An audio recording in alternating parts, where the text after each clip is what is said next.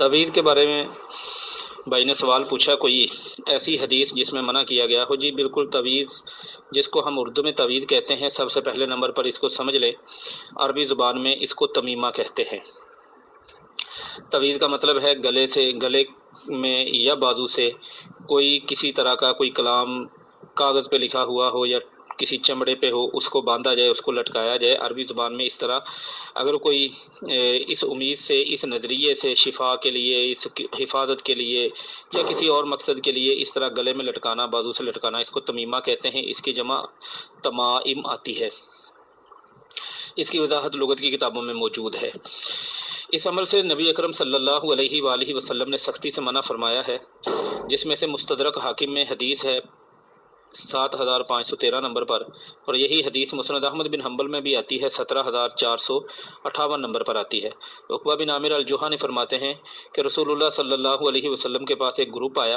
اس group میں چند لوگ تھے، فباجا تسعۃ، 9 بندوں سے بیعت آپ صلی اللہ علیہ وسلم نے لے لی، وامسکن واحد، نے ایک بندے کی بیعت نہیں لی، فقالوا یا رسول اللہ، کہنے لگے اللہ کے رسول صلی اللہ علیہ وسلم، بایعت تسعۃ وترکت ھذا، آپ نے 9 کی بیعت لے لی اور اس کو چھوڑ دیا ہے۔ تو رسول اللہ صلی اللہ علیہ وسلم نے فرمایا، ان علیہ تمیمۃ، من علق تمیمۃ فقد اشرک، اس بندے نے تمیمہ لٹکایا ہوا ہے، تو جو بندہ تمیمہ لٹکاتا ہے فقد اشرک، وہ شرک کرتا ہے۔ فادخل یدہ فقطعها، تو فباجا، پھر کسی نے ہاتھ ڈالا، اس کا تعویذ جو تھا وہ کاٹ دیا،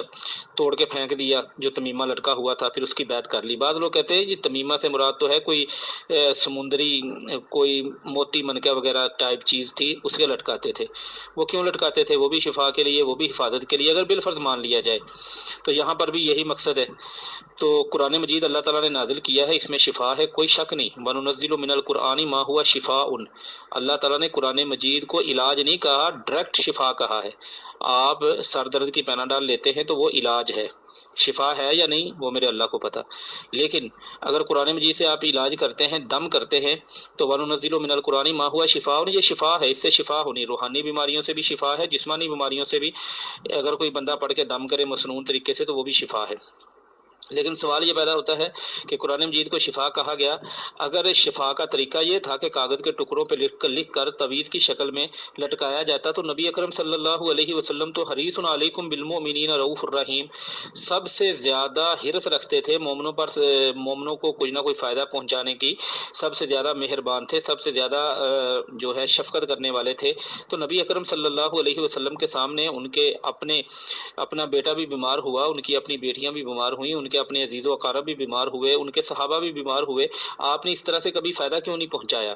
تو جب رسول اللہ صلی اللہ علیہ وآلہ وسلم سے یہ بات ثابت ہی نہیں بلکہ اس کے خلاف ثابت ہے، تو پھر یہ بات کیسے جائز ہو سکتی ہے؟ ایک اور روایت ہے، صحیح ابن حبان میں آتی ہے، اس روایت کا نمبر ہے 6090۔ قیس بن سکن الاسدی فرماتے ہیں، عبداللہ بن مسعود رضی اللہ تعالیٰ عنہ ایک دن باہر سے آیا، اپنے گھر میں گیا، اپنی بیوی کے پاس پہنچے، دیکھا تو اس کے پاس کچھ اس طرح کی چیز تھی، انہوں نے نا بڑا فرعا علیہ حرزا من الحمراتی،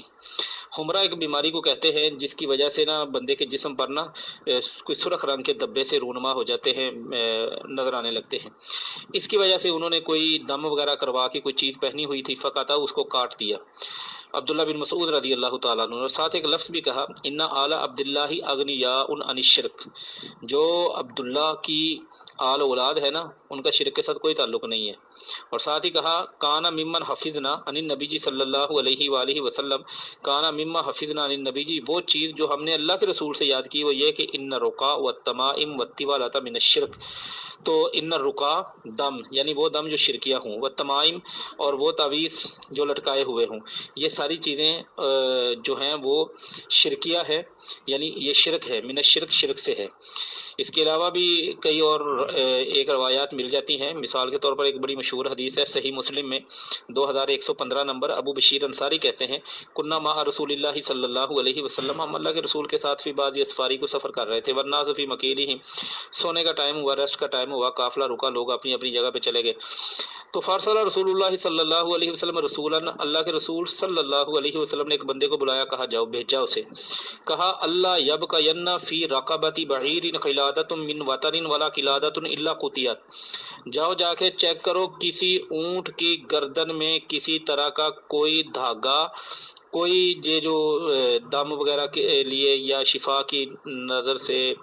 نقطۂ نظر سے جو رسیاں وغیرہ ڈالی ہوتی ہیں، کوئی ہار وغیرہ اس طرح کا ڈالا ہوتا، کوئی نہ رہنے دینا۔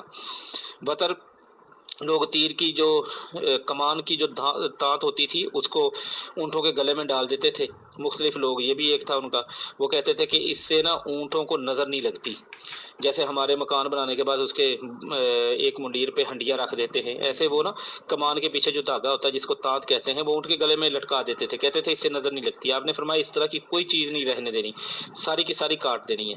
اور ایک بڑی پیاری حدیث ہے، سنن نسائی میں آتی ہے،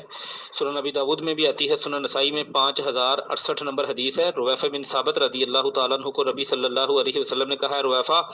لعل الحیات ستطول بک بعدی، تیری عمر لمبی ہوگی میرے بعد، فاخبر الناس، لوگوں کو ایک بات بتا دینا۔ وہ بات کیا تھی کہ جس بندے نے تقلد وطرن، جس بندے نے گلے میں کوئی چیز اس طرح لٹکائی نا،